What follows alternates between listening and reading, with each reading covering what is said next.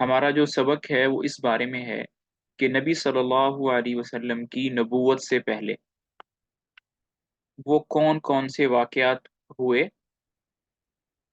جو کہ یہ بتاتے ہیں کہ ایک نبی آنے والے ہیں۔ اس میں ہم نے ڈفرنٹ واقعات پڑھے ہیں، جس میں ہاتھی والوں کا واقعہ تھا، پھر حضرت حلیمہ سعدیہ رضی اللہ عنہا کا واقعہ تھا، اور پھر اس سے پہلے پرانی کتابوں میں اہل کتاب تورات اور انجیل میں نبی صلی اللہ علیہ وسلم کی بشارت دی گئی تھی، وہ واقعات ہیں۔ ابھی اسی کڑی کا ایک آخری واقعہ ہے، وہ ہے شق صدر۔ پہلے سمجھ لیں شق صدر ہوتا کیا ہے۔ شق کہتے ہیں عربی زبان میں کسی چیز کو پھاڑنا، دو ٹکڑے کرنا، اور صدر کہتے ہیں سینے کو۔ یعنی نبی صلی اللہ علیہ وسلم کا جو سینہ مبارک تھا وہ چاک کیا گیا تھا، وہ چیرا گیا تھا، وہ پھاڑا گیا تھا۔ تو آئیے اس کو شروع کرتے ہیں انشاءاللہ۔ وقعت حادثۃ شق صدر رسول اللہ صلی اللہ علیہ وسلم الاولی، کہ پہلی دفعہ جب نبی صلی اللہ علیہ وسلم کا سینہ مبارک چاک کیا گیا، یعنی پہلی دفعہ سے کیا مراد ہے کہ ایک دفعہ اور بھی ہوا تھا۔ دو دفعہ نبی صلی اللہ علیہ وسلم کا سینہ چاک کیا گیا، ایک دفعہ بچپن کے اندر جب آپ کی عمر 4 سال تھی، اور دوسری دفعہ تب کیا گیا جب آپ صلی اللہ علیہ وسلم اسراء اور معراج کے سفر پر تشریف لے کر گئے تھے۔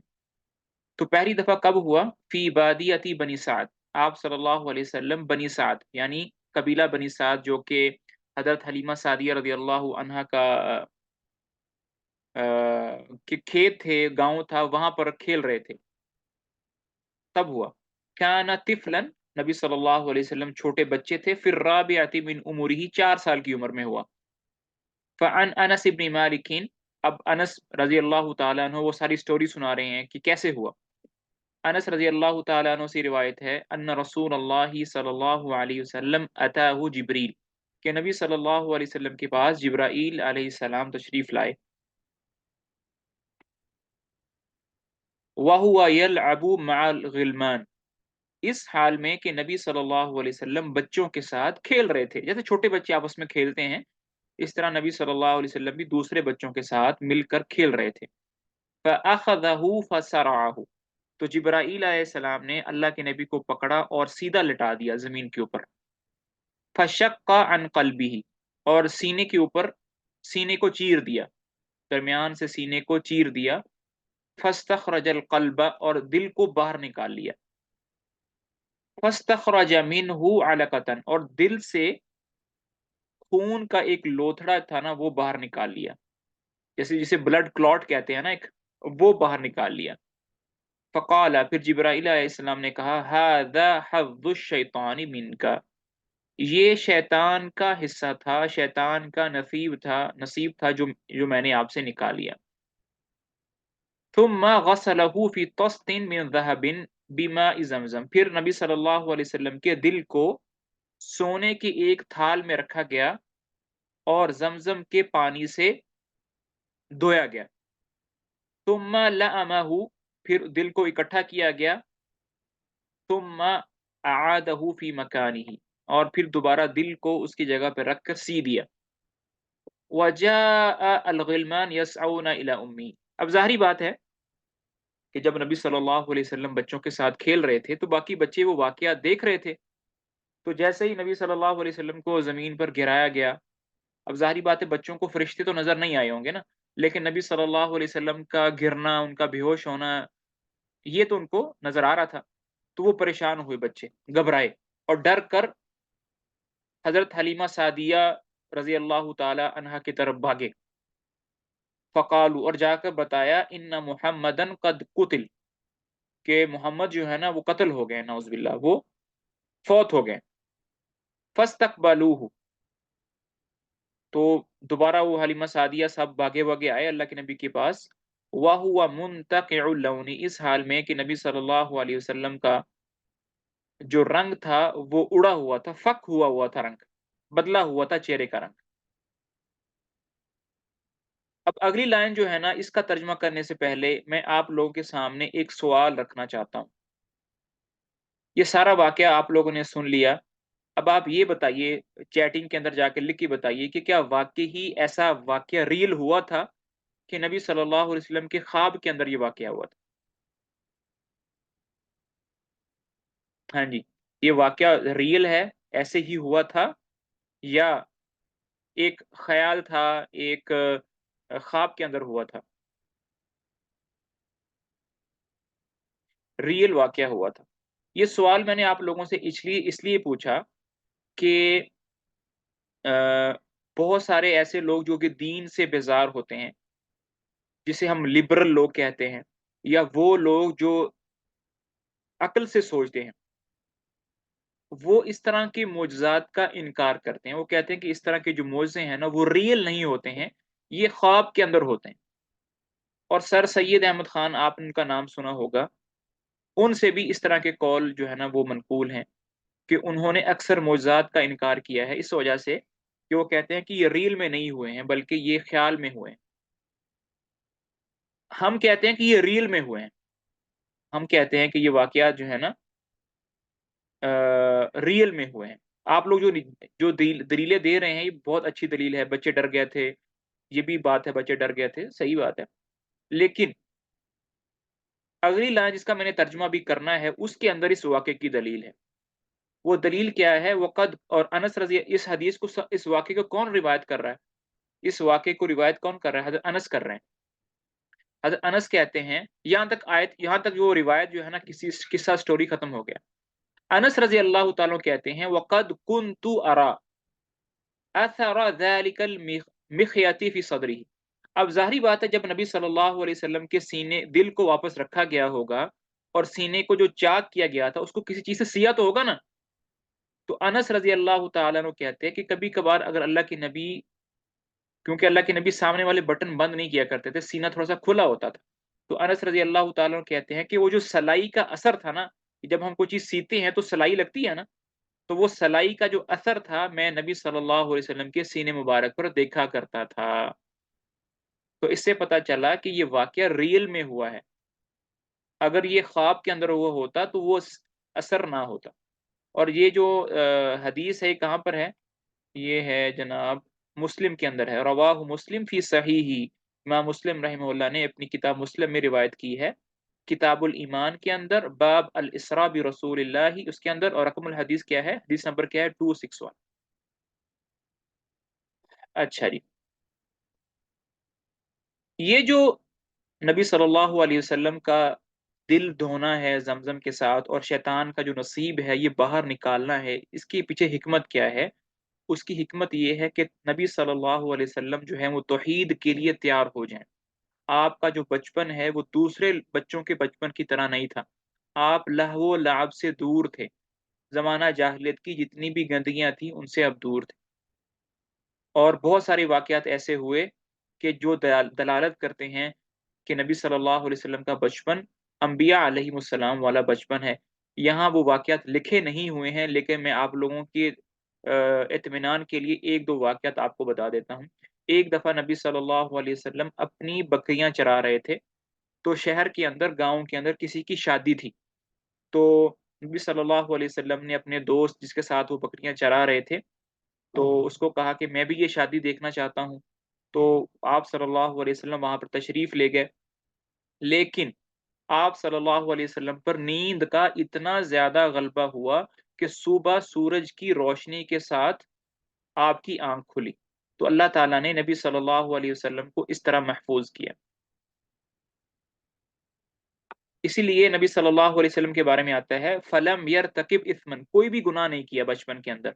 वलम यस्जुद लिसनमिन, और किसी भी पत्थर को सजदा नहीं किया। रग़म शिउ ज़ालिका फ़ी कौमिही, यहाँ तक कि बुतों को पूजा करना, बुतों के सामने बत बत उसके सामने झुकना वग़ैरह, ये उनकी कौम के अंदर आम था। लेकिन इसके बावजूद नबी सल्लल्लाहु अलैहि वसल्लम ने ऐसा कोई काम नहीं किया जिसका ताल्लुक जाहिलियत के साथ था। किस वाक़ये की समझ नहीं आई? ये शादी वाला वाक़या जो है। देखें, जो शादी-ब्याह होती हैं, अरबों के यहाँ होती हैं, तो उसमें गाना-बजाना होता है, शेरो-शायरी होती है, जो कि नबी की शान के खिलाफ होता है।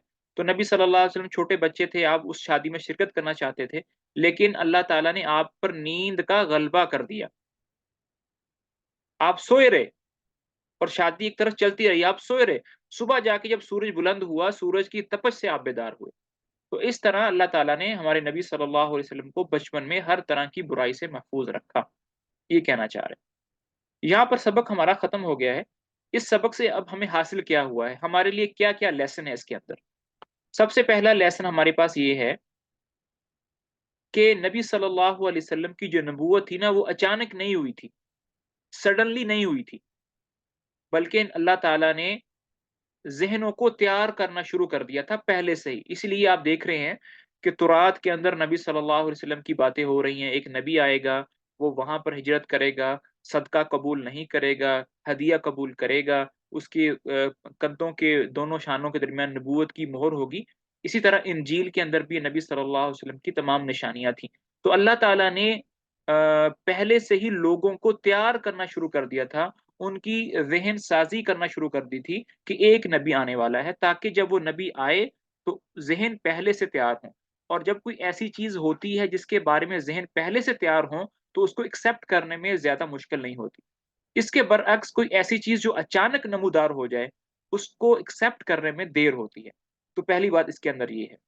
दूसरी दूसरी दलील दूसरा सबक जो इस लेसन से हमें मिलता है वो ये है अ, कि अगर कि जो पुराने अंबिया अलैहिमुस्सलाम हैं, उनकी नबूवत का उन उन पर ईमान लाने का मतलब ये भी था कि आप नबी सल्लल्लाहु अलैहि वसल्लम पर भी ईमान लाएँ। मिसाल के तौर पर मूसा अलैहिस्सलाम जो थे, वो यहूद के नबी थे। अब जो भी तालीमात मूसा अलैहिस्सलाम देते थे, वो यहूद पर उसको मानना ज़रूरी था कि नहीं था? ज़रूरी था। जो तालीमात मूसा अलैहिस्सलाम ने अपनी कौम को दी, उन तालीमात में से एक तालीम ये भी थी कि एक नबी आएँगे, जब अगर तुम ज़िंदा हो और उस नबी का ज़माना पाओ, तो आप लोगों ने उन पर ईमान लाना है। तो अपने-अपने नबी पर ईमान लाने का मतलब ये भी था कि आखिरी नबी पर भी ईमान लाया जाए, क्योंकि तौरात में और इंजील में नबी सल्लल्लाहु अलैहि वसल्लम की निशानियाँ मौजूद थी। तीसरी चीज़ इसमें हमें ये मिलती है कि नबी सल्लल्लाहु अलैहि वसल्लम की अज़मत, उनकी शान, उनकी कदर और उनका तमाम अंबिया अलैहिस्सलाम पर फ़ज़ल मालूम होता है कि आपके बारे में खुशखबरी तमाम अंबिया ने अपनी कौम को दी। मूसा अलैहिस्सलाम ने अपनी कौम को खुशखबरी दी, एक नबी आएगा। ईसा अलैहिस्सलाम ने अपनी कौम को खुशखबरी दी। हर नबी ने अपनी-अपनी उम्मत को खुशखबरी दी कि एक नबी आखिर में आएगा जिसका नाम मोहम्मद होगा। अगर तुम उसका ज़माना पाओ, तो तुम उस पर ज़रूर ईमान लाना और उस पर ज़रूर क्या करना, उनकी मदद करना। तो ये नबी सल्लल्लाहु अलैहि वसल्लम की अज़मत और कदर पर दलालत करता है। फिर एक सबक ये मिलता था कि जो अरब लोग थे, वो अरेबिक लैंग्वेज पर बड़ा एहतिमाम करते थे। इसीलिए अपने छोटे बच्चों को गाँव के अंदर भेज देते थे, क्योंकि गाँव के अंदर जो ज़ुबान होती है, वो ज़्यादा साफ़ होती है, वहाँ की खुराक ज़्यादा प्योर होती है, आबो-हवा ज़्यादा अच्छी होती है, तो वहाँ पर तरबियत और जिस्मानी नशो-नुमा ज़्यादा अच्छी होती है। तो अरबों का ये आम रिवाज था उस ज़माने में कि अपने छोटे बच्चों को 1 साल के लिए, 2 साल के लिए जो है ना, वो गाँव के अंदर भेज देते थे। इसीलिए हज़रत हज़रत हमारे नबी सल्लल्लाहु अलैहि वसल्लम को भी हलीमा सादिया रज़ियल्लाहु अन्हा के गाँव बनी साद में भेजा गया था। फिर उसमें आखिरी बात जो हमें मिलती है कि नबी सल्लल्लाहु अलैहि वसल्लम की पैदाइश को मनाना, सेलिब्रेट करना, ये बिदअत है। लम यफ़अलहा अस्सहाबा वला अल खुलफा ar-राशिदून वला बकियतुस सहाबा। ना ही नबी सल्लल्लाहु अलैहि वसल्लम ने खुद अपनी बर्थडे सेलिब्रेट की है, ना आपके चारों खुलफा राशिदीन ने इसको सेलिब्रेट किया है और ना भी किसी सहाबा से इसको मनक़ूल है।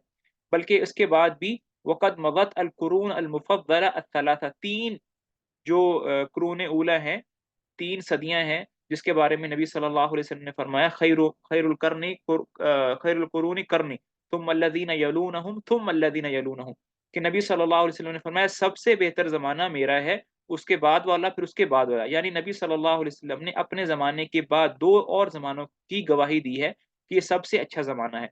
तो उन 3 साल सदियों के अंदर, 3 कुरून के अंदर किसी ने भी जो है ना वो नबी सल्लल्लाहु अलैहि वसल्लम ने मिलाद को नहीं मनाया गया, बल्कि ये बहुत देर के बाद नबूवत के तकरीबन 500-600 साल के बाद जाकर ये रिवाज शुरू हुआ है। तो ये बिदअत है और हर बिदअत जो है ना वो उसका इस्लाम से कोई ताल्लुक नहीं है। अल्लाह ताला हमें सुन्नत पर चलने की तौफ़ीक नसीब फरमाए और बिदअत से बचने की तौफ़ीक नसीब फरमाए। उसके बाद आ जाएँ जी अब अगला सबक, नबी सल्लल्लाहु अलैहि वसल्लम का बचपन कैसा था? یہ لیسن نمبر 3 ہے۔ اس لیسن کے اندر جو ہے نا وہ ہم انشاءاللہ ابھی اس لیسن کے اندر انشاءاللہ ہم دیکھیں گے کہ نبی صلی اللہ علیہ وسلم بچپن سے لے کر جو ہے نا نبوت تک نبی صلی اللہ علیہ وسلم کا زمانہ کیسے تھا۔ تو یہاں پر دیکھیں سب سے پہلے نشأتہ صلی اللہ علیہ وسلم یتیمہ، نبی صلی اللہ علیہ وسلم یتیم پیدا ہوئے تھے۔ مات عبداللہ ابن عبد المطلب والد النبی صلی اللہ علیہ وسلم فی شبابی، نبی صلی اللہ علیہ وسلم کے جو والد تھے عبداللہ، وہ اپنی جوانی کے اندر ہی فوت ہو گئے تھے۔ وہ کیسے ہوا؟ وَذَلِكَ حِينَ خَرَجَ مِن مَكَّةَ قَاصِدًا الشَّامَ فِي التِّجَارَةِ، کہ وہ ایک تجارتی قافلے کے ساتھ مکہ سے شام کی طرف گئے ہوئے تھے۔ فَلَمَّا قَفَلَ مِنَ الشَّامِ نَزَلَ بِالْمَدِینَہ، جب وہ تجارتی قافلہ شام سے واپس آ رہا تھا تو راستے میں مدینہ منورہ میں انہوں نے قیام کیا۔ وَهُوَ مَرِیضٌ، اس حال میں کہ وہ بیمار تھے۔ وَبِهَا أَخْوَالُهُ مِن بَنِی نجار، اور عبداللہ جو کہ نبی صلی اللہ علیہ وسلم کے والد ہیں، ان کے ننیال جو تھے وہ مدینہ کے اندر مقیم تھے۔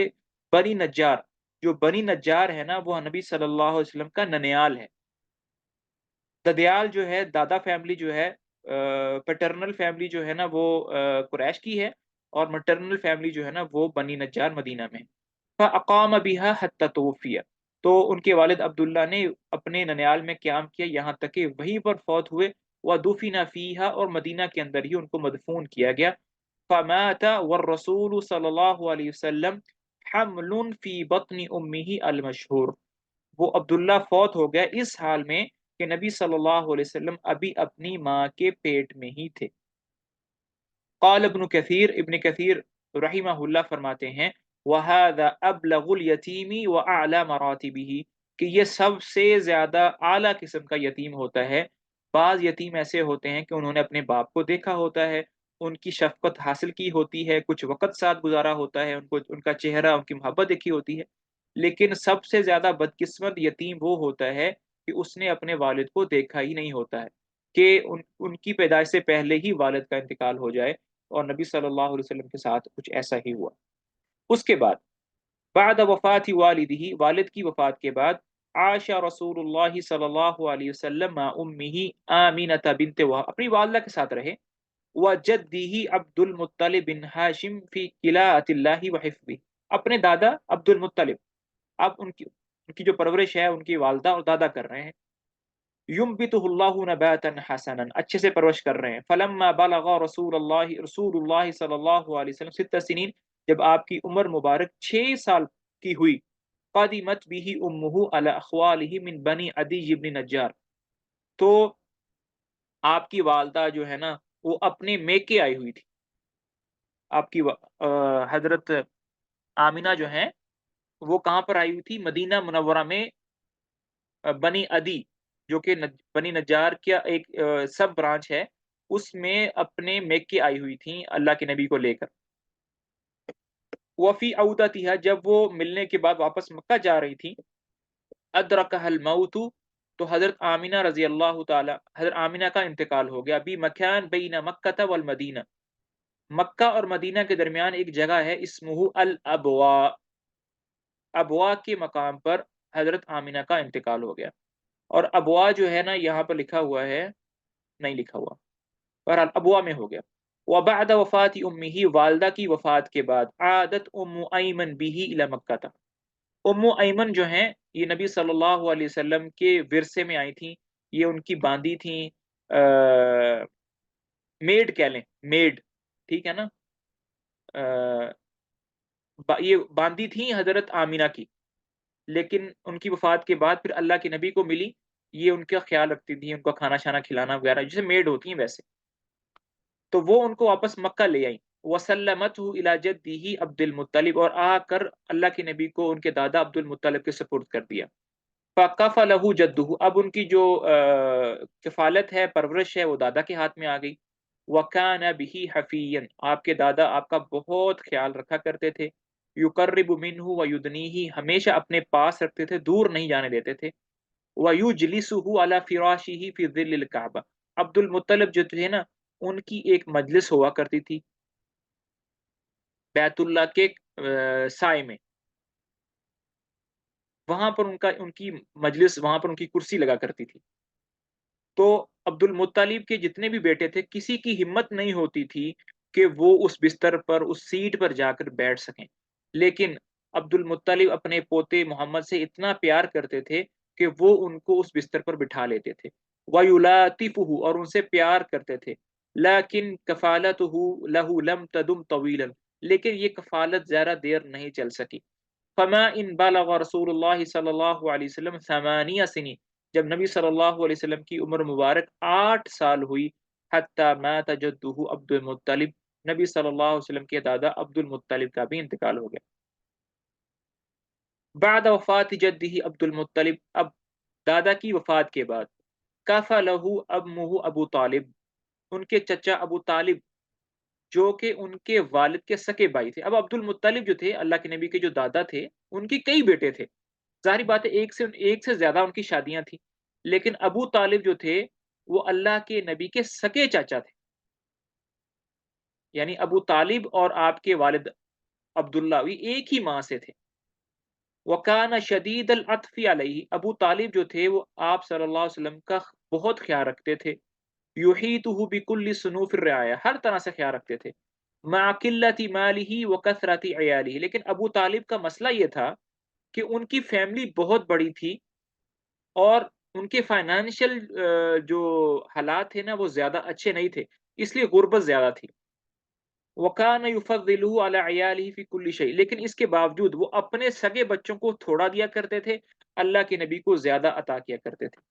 وَظَلَّ طِيلَةَ حَيَاتِهِ يُعِزُّ جَانِبِهِ، اور انشاءاللہ آگے چل کر آئے گا کہ ابو طالب ہمیشہ اللہ کے نبی کے ساتھ رہے، ان کا ساتھ دیتے رہے، یہاں تک کہ جب آپ صلی اللہ علیہ وسلم کو نبوت ملی تو سب سے زیادہ دفاع بھی کس نے کیا؟ ابو طالب نے کیا، لیکن اس کے باوجود جو بات سچ ہے وہ سچ ہے، وہ یہ مع انہ کان مستمرا علی شرکہ الی ان مات، کہ ابو طالب نے اللہ کے نبی کی مدد تو بہت کی، کافروں سے آپ کا دفاع بھی کیا، لیکن صحیح بات یہ ہے کہ ابو طالب کا جو انتقال ہے وہ شرک پر ہوا تھا، وہ شرک کی حالت میں ان کا انتقال ہوا، وہ مسلمان نہیں ہو سکے۔ عملہ صلی اللہ علیہ وسلم بالرأی والتجارہ، اب نبی صلی اللہ علیہ وسلم نے اپنی جوانی میں، ٹین ایج میں کیا کیا کام کیے وہ دیکھتے ہیں۔ سب سے پہلا کام عملہ صلی اللہ علیہ وسلم بالرأی، کہ نبی صلی اللہ علیہ وسلم نے بکریاں چرانے کا کام کیا۔ کب سے سٹارٹ کیا وہ دیکھتے ہیں۔ رعا النبی صلی اللہ علیہ وسلم غنم فی طفولتہ، بچپن سے ہی نبی صلی اللہ علیہ وسلم نے بکریاں چرانے کا کام کیا۔ کہاں پر چرائیں؟ فی بادیتی بنی سعد، وہ قبیلہ بنی سعد، حلیمہ سعدیہ کا جو قبیلہ ہے اس کے کھیتوں میں، ما اخوتہ من الرضاعہ، اپنے رضائی بھائیوں کے ساتھ۔ ولما اشتد سعدہ، جب آپ تھوڑے سے بڑے ہوئے، جوان ہوئے، وہو فی کنف عمہ ابی طالب، اور وہ ابو طالب اپنے چچا کی پرورش میں تھے، ورآ قلت مالہ وکثرت اولادہ، اور اللہ کے نبی نے دیکھا کہ ابو طالب کا کے پاس مال کم ہے، بچے زیادہ ہیں، رغب فی مساعدتہ، تو آپ صلی اللہ علیہ وسلم نے فیصلہ کیا کہ کیوں نہ اپنے چچا کی کچھ مدد کی جائے، کچھ ہاتھ بٹایا جائے، کچھ مال کمایا جائے تاکہ حالات ٹھیک ہو سکیں۔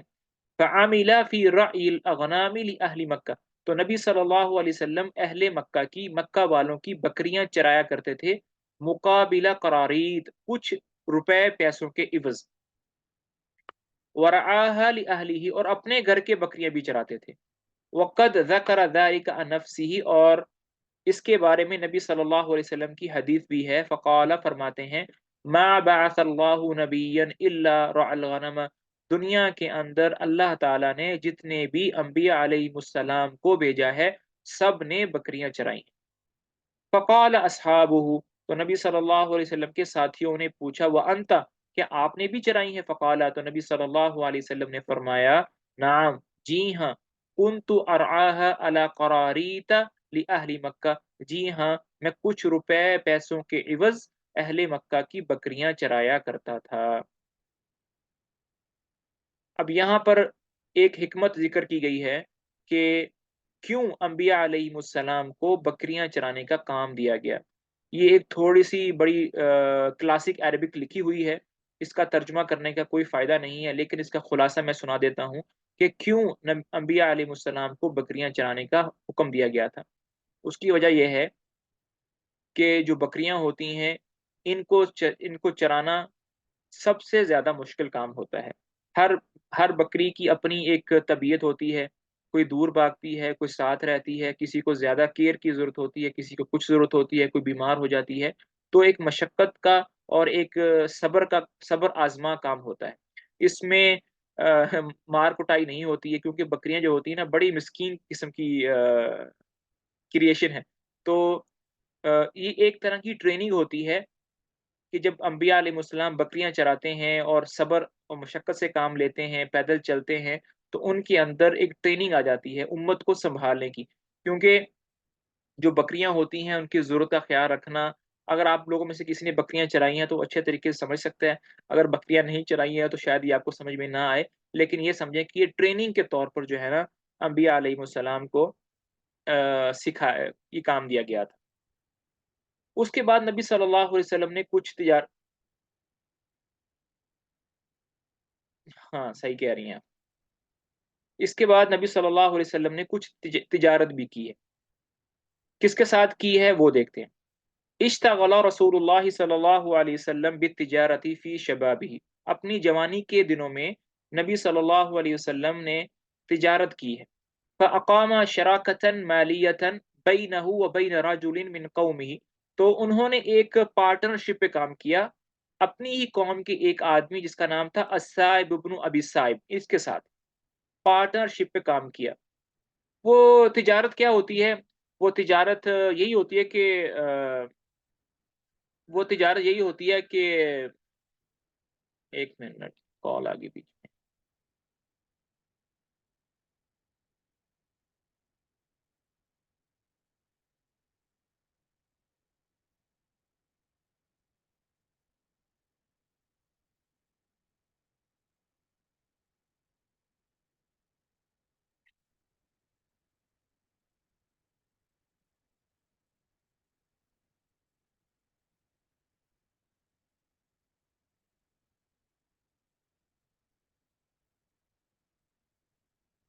وہ کیا ہوتی ہے کہ مال تجارت اکٹھا کرتے ہیں اور پھر وہ بیچتے ہیں شام کے علاقوں میں۔ وظہرت فیہ امانتہ،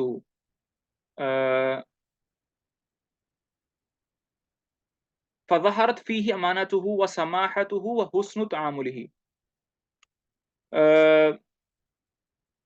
تو نبی صلی اللہ علیہ وسلم کی اچھے اخلاق، آپ کی امانت داری، آپ کا کھلا پن اس کے اندر ظاہر ہوا۔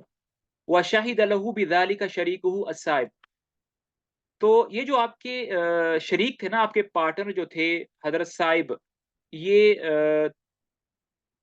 بہت سالوں کے بعد، اب ظاہری بات ہے یہ واقعہ کب کا ہے؟ یہ نبوت سے پہلے کا ہے، تو نبوت کے 23 سال جب ہوئے اور آخری ایام کے اندر جب مکہ فتح ہوا، تو آپ کے جو پارٹنر تھے صائب، وہ مکہ تشریف لائے اور کہا، آ کر ملے اللہ کے نبی کو، آ کر ملے اور کہا کنت شریکی فی الجاہلیہ، آپ کو یاد ہے نا کہ زمانہ جاہلیت میں آپ میرے بزنس پارٹنر تھے۔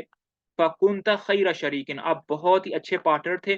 کنت لا تدارینی ولا تمارینی، آپ کسی قسم کی ٹال مٹول، کسی قسم کا چھپانا، کسی قسم کا جھگڑا نہیں کیا کرتے تھے۔ وقد شارک صلی اللہ علیہ وسلم فی اکثر من رحلۃ تجاریۃ خارج مکہ، نبی صلی اللہ علیہ وسلم نے ایک سے زیادہ مرتبہ مکہ سے باہر کا سفر کیا تھا تجارتی قافلوں میں۔ منہا خروجہ مع عمہ الی الشام، ان تجارتی قافلوں میں سے ایک دفعہ آپ اپنے چچا کے ساتھ ملک شام میں گئے تھے جب آپ کی عمر مبارک 12 سال کی تھی۔ وخروجہ الی الشام فی تجارتی لخدیجہ بنت خویلد، اور ایک دفعہ حضرت خدیجہ رضی اللہ تعالی عنہا کا سامان تجارت بھی لے کر گئے تھے شام میں حضرت خدیجہ کے غلام میسرہ کے ساتھ۔ وفی هذه الرحلة رأى میسرة ما بحرہ من شانہ، اور اس سفر کے درمیان کچھ ایسی نشانیاں حضرت خدیجہ کے غلام میسرہ نے دیکھی کہ وہ دنگ رہ گیا، اور اس نشانیوں کی وجہ سے میسرہ کے دل میں اللہ کے نبی کی محبت بڑھ گئی۔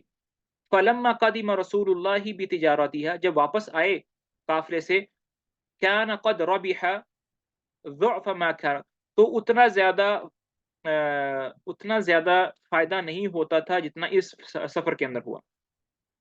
وکان میسرہ تو قد قص علی سیدته، تو میسرہ جو تھے انہوں نے آ کے ساری سٹوری سنائی، انہوں نے آ کر ساری سٹوری سنائی کہ کیا ہوا۔ جس کی وجہ سے حضرت خدیجہ بھی دنگ رہ گئیں، اور وہ مطلب انہوں نے شادی کا فیصلہ کر لیا۔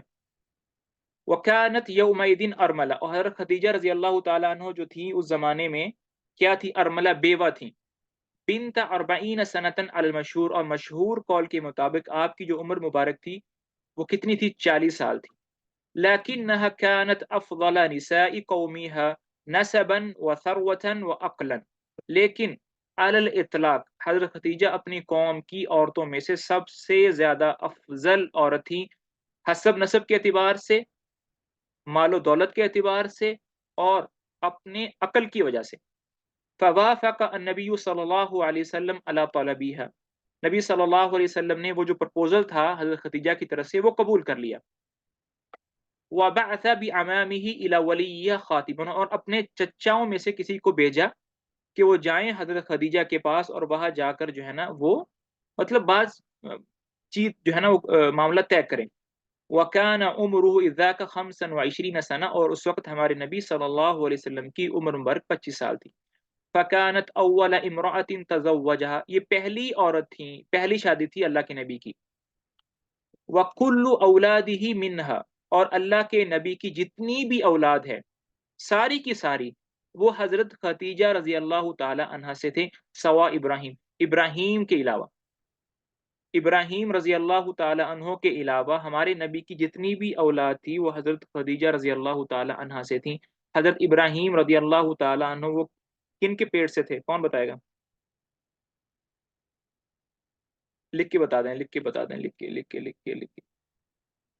حضرت ابراہیم کن سے تھے؟ جلدی سے بتا دیں بھائی، ٹائم جا رہا ہے۔ حضرت ماریہ قبطیہ رضی اللہ رضی ہاں قبطیہ۔ ولم یتزوج علیہا غیرہ، اور حضرت خدیجہ رضی اللہ تعالی عنہا جب تک زندہ رہیں اللہ کے نبی نے دوسری شادی نہیں کی۔ وکانت نعم الزوجہ، بہت ہی اچھی بیوی تھی، تشارکہ فی السراء والضراء، خوشی غمی میں ساتھ رہتی تھی، وفی الشدۃ والرخاء، ہر طرح کے حالات میں، وتواسیہا بنفسہا ومالیہا، فزیکلی بھی اور اپنے مال کے اعتبار سے ان کی ہیلپ کرتی تھی، وتعیش ہمومہ، پریشانی میں ساتھ تھی، اور وعاشت معہ رضی اللہ عنہ وارضاہ 25 سنہ، یہ جو شادی تھی تقریباً 25 سال تک رہی۔ تو نبی صلی اللہ علیہ وسلم کی جب شادی ہوئی تھی تو آپ کی عمر مبارک 25 سال تھی، 25 سال یہ شادی رہی تو از اکول ٹو کتنا ہو گیا؟ 50، یعنی جب حضرت عائشہ حضرت خدیجہ کا حضرت عائشہ کا جب حضرت خدیجہ کا جب انتقال ہوا تو ہمارے نبی صلی اللہ علیہ وسلم کی عمر مبارک 50 سال تھی۔ فحفظ، یہ میں آپ کو اس لیے گنوا رہا ہوں کہ آگے چل کے نا ایک بات آئے گی، اس پہ میں نے ایک لیکچر بھی ریکارڈ کرایا ہوا ہے کہ اللہ کے نبی نے اتنی شادیاں کیوں کی وغیرہ وغیرہ، تو وہاں پہ جا کے ایک کام آئے گا۔ تو نبی صلی اللہ علیہ وسلم کی عمر 50 سال ہو گئی تھی تب تک۔ فحفظ لها رسول اللہ صلی اللہ علیہ وسلم ودها، تو نبی صلی اللہ علیہ وسلم نے حضرت خدیجہ کی اس محبت کا بڑا ہی مان رکھا، بڑا ہی مان رکھا۔ ولم يحب احدا مثل حبه لها، اور جو محبت حضرت خدیجہ رضی اللہ تعالی عنہا سے تھی وہ اللہ کے نبی کو کسی اور سے نہیں تھی۔ اچھا جی، اب نبی صلی اللہ علیہ وسلم جو ہے نا وہ ٹین ایج میں آ گئے ہیں، 12 سال کی عمر سے زیادہ ہو گئی ہے تو ان کی ٹین ایج سٹارٹ ہو گئی ہے۔ تو ٹین ایج کے اندر نبی صلی اللہ علیہ وسلم کس طرح تھے، ان کی سوشل لائف کیسی تھی؟ اب ابھی جو ہماری عمر کی ٹین ایج کے بچے ہیں وہ تو آپ دیکھ رہے ہیں نا، تو اس زمانے میں نبی صلی اللہ علیہ وسلم کی ٹین ایج کیسی تھی؟ تو کچھ واقعات ذکر کیے گئے ہیں جو آپ کی ٹین ایج کے ساتھ ہوئے تھے، تو ان میں سے سب سے پہلا واقعہ کیا ہے؟ مشارکتہ صلی اللہ علیہ وسلم فی حرب الفجار بوقایت امامہ، جب آپ کی عمر جو تھی نا وہ ٹین ایج تھی تو ایک جنگ لگی تھی حرب الفجار، تو نبی صلی اللہ علیہ وسلم نے اس میں شرکت کی تھی۔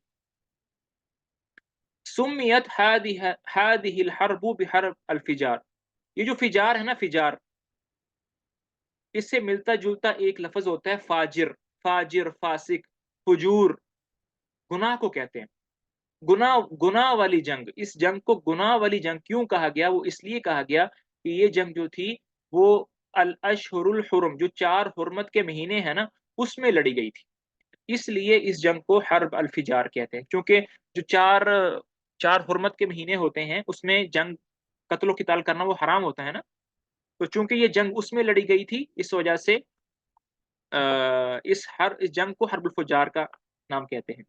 وَكَأَنَّ النَّاسَ فَجَرُوا فِيهَا جَمِيعًا، کیونکہ سارے کے سارے لوگ جو تھے اس میں گناہگار ہوئے تھے، کیونکہ سب نے حرمت والے مہینوں میں جنگ کی تھی۔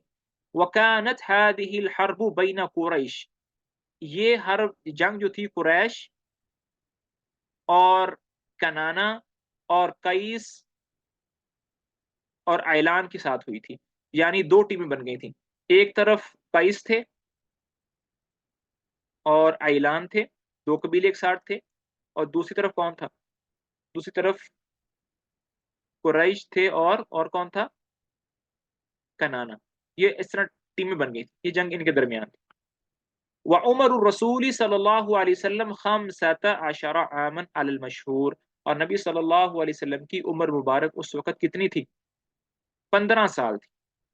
وقد اشترک صلی اللہ علیہ وسلم فی هذه الحرب، نبی صلی اللہ علیہ وسلم نے بھی اس جنگ کے اندر شرکت کی تھی۔ اب یہاں پر ایک سوال یہ پیدا ہوتا ہے کہ یہ جنگ تو حرمت والے مہینوں میں ہوئی تھی، اور حرمت والے مہینوں میں جنگ کرنا یہ ایک گناہ کا کام ہے، اور نبی صلی اللہ علیہ وسلم تو گناہ کر نہیں سکتے، تو پھر کیا جواب ہے بھائی؟ اس کا جواب یہ ہے کہ نبی صلی اللہ علیہ وسلم نے اس جنگ کے اندر براہ راست شرکت نہیں کی تھی، آپ نے تلوار نہیں اٹھائی تھی، آپ نے کسی کو زخم نہیں دیا تھا، کسی کو مارا نہیں تھا، آپ صرف اپنے چچوں کا دفاع کرتے تھے، یعنی جو تیر آپ کے چچاؤں کی طرف آتے تھے آپ ان کو روکتے تھے، یعنی اس جنگ کے اندر آپ کے لڑنے کی نیت نہیں تھی، بلکہ اپنے رشتہ داروں صلہ رحمی کے طور پر اپنے چچاؤں کا دفاع کرنے کے لیے استعمال ہوئی، ٹھیک ہے؟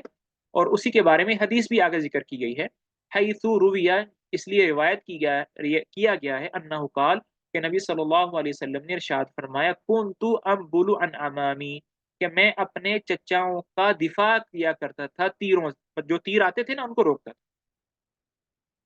اچھا جی، دوسرا ایونٹ جس کے اندر نبی صلی اللہ علیہ وسلم نے شرکت کی تھی اس کا نام ہے حلف الفضول۔ یہ حلف الفضول کیا ہے پہلے یہ سمجھ لیں۔ یہ حلف الفضول جو ہے نا، حلف کہتے ہیں ایگریمنٹ کو، کنٹریکٹ کو، میثاق کو، وعدے کو، عہد و پیمان کو۔ یہ ایک کنٹریکٹ سائن ہوا تھا مکہ کے اندر کہ کسی بھی آدمی پر اگر ظلم ہوگا، ایگریمنٹ ہے یہ، انسٹاگرام پہ جو منتہا ہے نا سیاست بتا رہی ہے، کسی بھی مکہ کے اندر کسی بھی آدمی پر ظلم ہوگا تو ہم سب مل کر اس مظلوم کی مدد کریں گے اور اس کو اس کا حق دلوا کر رہیں گے۔ یہ ایگریمنٹ سائن ہوا تھا۔ یہ ایگریمنٹ کیوں سائن ہوا، اس کی وجہ کیا تھی وہ جانتے ہیں۔ وَكَانَ سَبَبُهُ، اس کا ایگریمنٹ سائن کرنے کی وجہ یہ تھی کہ ان رجلا من زبید قدم مکہ ببضاع، کہ یمن کا ایک آدمی وہ کچھ سامان تجارت اپنے ساتھ لے کر آیا مکہ میں بیچنے کے لیے، فاشتراها منه العاص بن وائل، تو مکہ کے ایک بہت بڑے سردار عاص بن وائل نے وہ سامان اس سے خرید لیا، پیمنٹ نہیں کی، سامان لے لیا۔ فاستغاث الزبیدی باشراف قریش، جب کافی دیر تک وہ ٹال مٹول کرتا رہا عاص بن وائل، تو وہ جو یمن کا آدمی تھا جو سامان تجارت لے کر آیا تھا، اس نے لوگوں کو کہنا شروع کر دیا کہ یار مجھے اس سے پیسے لے دو، میری پیمنٹ پھنسی ہوئی ہے، یار لے دو، یار یہ کر دو، باری باری سب کے پاس گیا۔ فَأَبَوْا أَن يُعِينُوا عَلَى الْعَاصِ بْنِ وائل، لیکن سارے کے سارے عاص بن وائل سے ڈرتے تھے، کسی نے بھی ہمت نہیں کی کہ یار اس کو لے کے جائے عاص بن وائل کے پاس کہ یار اس کے پیسے ہی دے دو، نہیں، کسی کی ہمت نہیں ہوئی۔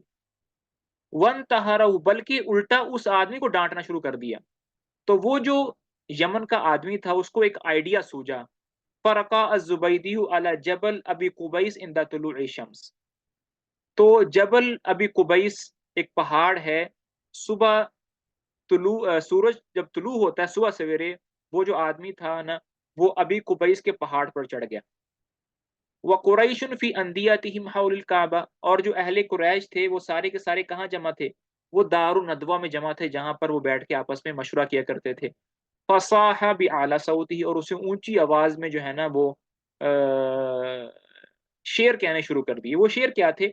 या आला फहरिन लिमज़लूमिन बिज़ाअतहु बिबत्नि मक्कता नाइद्दारि व नफरी। ए आले फहर, आले फहर जो है ना कुरैश वालों को, ए कुरैश वालों उस मजलूम की मदद करो जो मक्का के अंदर दूर है, अपने घर वालों से भी दूर है, अपनी अपनी अपने दोस्तों से भी दूर है। व मुहरिमिन अशअस लम यक़दी उम्रतहु, उसके बाल परागंदा हैं, अभी तो उसने उम्रा भी नहीं किया। या लिर्रिजालि बैनल हिज्री वल हजरी, ए मक्का के रहने वालों मेरी कुछ मदद करो। इन्नल हराम लिमन तम्मत करामतुहु वला हराम लिथौबिल फाजिरिल गुद्दार, कि जो आदमी शरीफ होता है, इज्जत नफ्स जिसकी होती है, उसके लिए हराम है कि वो किसी को इस तरह जुल्म करते हुए देखे, उसको रोके नहीं। तो मेरी कुछ मदद करो। ये शेर जो थे ना, जब उसने कहे तो ये सीधे जाके उनके दिल पे लगे और उनकी गैरत कुछ जागी। तो उनमें से ज़ुबैर बिन अब्दुल मुत्तलिब की बेटी ज़ुबैर, अल्लाह के नबी के चचा, वो उठे। उसने कहा कि मैं मदद करूँगा इस आदमी की। फज्तमा रिजालुन मिन दबिल मुरुवती वल फुतुव्वा फी दार अब्दुल्लाह बिन जुदान, तो उसी तरह के कुछ और इज़्ज़त नफ्स वाले, गैरत वाले लोग भी जमा हो गए साथ में, और उन्होंने आपस में एक गैदरिंग कर ली अब्दुल्लाह बिन जुदआन के घर पर, और आपस में एग्रीमेंट कर लिया कि सब मिलकर जो है ना मज़लूम की मदद किया करेंगे। सारों ने एग्रीमेंट साइन किया। उसके बाद सारे के सारे इकट्ठे होके आस बिन वाइल के घर गए। फंतज़अू मिन्हु सिलअत ज़ुबैदी, और जो उसका वो सामान तिजारत था ना वो वापस लेकर दिया। फसम्मत कुरैशुन ज़ालिकल हिल्फ़ हिल्फ़ुल फ़ुज़ूल, और कुरैश वालों ने इस एग्रीमेंट को हिल्फ़ुल फ़ुज़ूल का नाम दिया। फ़ुज़ूल जो है ना, ये वो वाला उर्दू वाला फ़ुज़ूल नहीं है कि यार तुम बड़े फ़ुज़ूल आदमी हो, नहीं, ये वो वाला फ़ुज़ूल नहीं है। ये फ़ज़ल की जमा है, फ़ज़ल। फ़ज़ल का मतलब होता है फ़ज़ीलत वाली जगह, कि ये बहुत ही अच्छा एग्रीमेंट था। इस वजह से इसको हिल्फ़ुल फ़ुज़ूल का नाम दिया गया। अ, और वक़द हज़रा अन्नबी सल्लल्लाहु अलैहि वसल्लम हाज़ल हिल्फ़ व रफ़अू बिही मनार अल हक़, और नबी सल्लल्लाहु अलैहि वसल्लम ने भी, जब ये एग्रीमेंट हो रहा था, अपने चचाओं के साथ दूसरे इज़्ज़त नफ्स वाले लोगों से मिलकर इस एग्रीमेंट को साइन किया था। अ, और नबी सल्लल्लाहु अलैहि वसल्लम को बहुत प्राउड फ़ील होता था इस एग्रीमेंट में हाज़िर होके। यहाँ तक कि नबी सल्लल्लाहु अलैहि वसल्लम ने नबूवत मिलने के बाद फरमाया, क्या फरमाया? लक़द शहिदतु फ़ी दारि अब्दुल्लाह इब्न जुदआन हल्फ़न, कि जब मैं टीन एज में था, नबूवत से पहले, मैंने अब्दुल्लाह बिन जुदआन के घर में एक एग्रीमेंट साइन किया था। मा अहब्ब मा उहिब्बु अन्न ली बि हुमुरिन नअम, अगर मुझे कोई कहे कि यार इस एग्रीमेंट को छोड़ दो और सुर्ख ऊँट ले लो, और सुर्ख ऊँट जो होते हैं ना वो बड़े महँगे होते हैं, मर्सिडीज़ गाड़ियाँ आ जाती हैं 5-6, 100 100 रेड ऊँट नहीं है, रेड ऊँट हैं, लेकिन 100 का ज़िक्र नहीं है, लेकिन रेड ऊँट बहुत महँगे होते हैं। कि अगर मुझे कोई आदमी ये कहे ना कि यार इस एग्रीमेंट को छोड़ दो और 100 ऊँट ले लो, जो भी करो, तो मैं ऊँट छोड़ दूँगा, इस एग्रीमेंट को साइन करूँगा। वलौ उदअ बिही इलल इस्लाम लअजबतु, और अगर अब दोबारा इस्लाम के अंदर मुझे जो है दोबारा बुलाया जाएगा इस तरह के किसी एग्रीमेंट की तरफ, तो मैं ज़रूर एग्रीमेंट साइन करूँगा। उसके बाद जो तीसरा इवेंट है, जिसमें नबी सल्लल्लाहु अलैहि वसल्लम ने शिरकत की थी, वो थी बैतुल्लाह की दोबारा तामीर करना। लम्मा बलगत सिन्नुहु खम्सन व सलासीन आमन, जब नबी सल्लल्लाहु अलैहि वसल्लम की उम्र मुबारक 35 साल हुई। इज्तमाअत कुरैशुन लितजदीद बिनाइल काबा, कुरैश वाले इकट्ठे हो गए कि यार काबे की जो बिल्डिंग है ना उसको रीन्यू करते हैं। रीन्यू क्यों करना है? लिमा असाबहा मिन सैलिन जारिफिन, कि एक बहुत बड़ा जो है ना सैलाब आ गया था। सद्दअ जुदरानहा, जिसने बैतुल्लाह की दीवारों में दरारें डाल दी थी। और किसी और इवेंट पर बैतुल्लाह की दीवारों को आग भी लग गई थी एक दफ़ा। तो इस तरह की आग लगना, सैलाब आना, जिसकी वजह से काबे की दीवारें जो थीं क्या हो गई? कमज़ोर हो गईं। फ़अरादत कुरैशुन हदमहा, तो कुरैश वालों ने कहा कैसे करते हैं? बैतुल्लाह को गिराकर दोबारा तामीर करते हैं। उसकी वजह ये थी कि बैतुल्लाह की जो तामीर थी ना, छत थी नहीं, सिर्फ़ दीवारें थी, चारदीवारी थी, और जो चारदीवारी भी जो थी ना, वो इंसानी कद से छोटी थी। यानी अगर आप बैतुल्लाह की दीवार के साथ लगकर खड़े होते, तो आपका कद ऊँचा होता, बैतुल्लाह की दीवारें नीची होती और ऊपर से आप झाँक सकते। तो बैतुल्लाह की जो चारदीवारी थी ना, कुरैश वाले अपना नफीस माल, अपना नफीस कीमती माल जो था ना, वो बैतुल्लाह के अंदर रखा करते थे। बैतुल्लाह की छत भी नहीं है, बैतुल्लाह की दीवारें भी छोटी हैं, इसके बावजूद जो है ना, वो अपना कीमती सामान उसके अंदर रखा करते थे। अब उन्होंने कहा कि ऐसा करते हैं कि गिरा तो रहे ही हैं, ऐसा करते हैं कि अब इसकी जो तामीर है ना, थोड़ी ऊँची करते हैं और छत भी बनाते हैं, ताकि हमारा जो कीमती सामान इसके अंदर पड़ा होता है ना, वो चोरी ना हो। अब मज़े की बात सुनने वाली है, बहुत सारे लोगों को ये बात पता भी है, बाद लोगों को पता भी नहीं होगी। मैं तर्जुमा करना छोड़ देता हूँ, एक बताता हूँ। अब जब बैतुल्लाह की तामीर का मौका आया, तो कुरैश वालों ने आपस में ये कहा कि भई बैतुल्लाह की तामीर करनी है, अल्लाह का घर है, तो कोई भी हराम माल इसकी तामीर में खर्च नहीं करेंगे। कोई सूद वाला, ज़िना वाला, चोरी वाला, डाके वाला, हराम कमाई वाला पैसा बैतुल्लाह की तामीर में खर्च नहीं करेंगे। हर आदमी अपना वो माल लेकर आएगा जो उसने हलाल और तय्यब तरीके से कमाया होगा। अब सबने क्या किया, सबने अपना माल लाना शुरू कर दिया। लेकिन हुआ क्या कि वो जो माल था, जो वो पैसे थे, जो कि हलाल कमाई से थे, वो कम हो गए।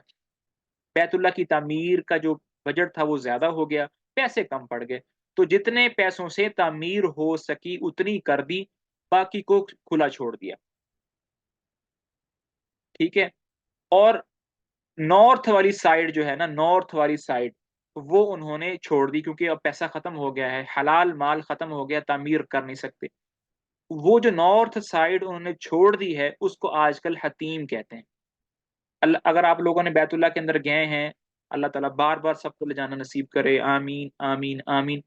हतीम जो है वो बेसिकली क्या है, बैतुल्लाह का हिस्सा है। अगर उनके पास पैसा होता, तो हतीम उस ब्लैक बिल्डिंग के अंदर होता, बाहर ना होता। चूँकि पैसे कम हो गए थे, इसलिए उन्होंने कहा कि जितना तामीर होती है, उतना कर देते हैं, बाकी को छोड़ देते हैं। तो ऐसा कर दिया। तो इस तरह जिसने हतीम के अंदर नमाज़ पढ़ी, गोया कि उसने किसके अंदर नमाज़ पढ़ी? उसने बैतुल्लाह के अंदर नमाज़ पढ़ी। अब क्वेश्चन ये पैदा होता है कि जब नबी सल्लल्लाहु अलैहि वसल्लम को नबूवत मिली, आप लोगों के पास पैसे तो आए होंगे, तो आपने क्यों दोबारा हतीम की तामीर क्यों नहीं की? वो इसलिए की कि नबी सल्लल्लाहु अलैहि वसल्लम से एक मर्तबा कहा गया कि आप क्यों हतीम को तामीर करके बैतुल्लाह के अंदर क्यों नहीं ले लेते?